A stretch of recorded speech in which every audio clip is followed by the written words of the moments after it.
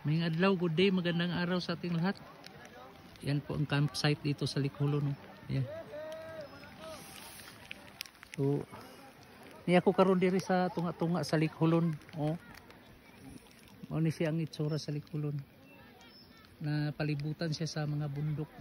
Yan. Medyo maulan ngayon. Ayan oh.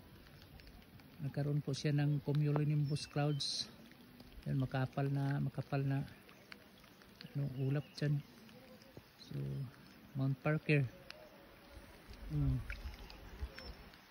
po ang itsura ng Likhulon.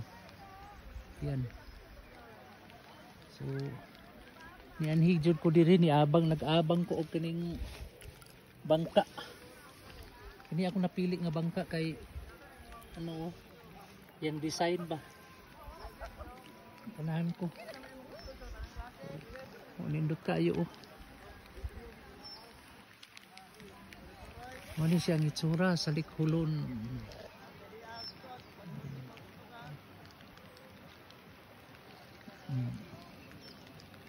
Nindot kayong kinaayahan nga gihimo sa atong Ginoo.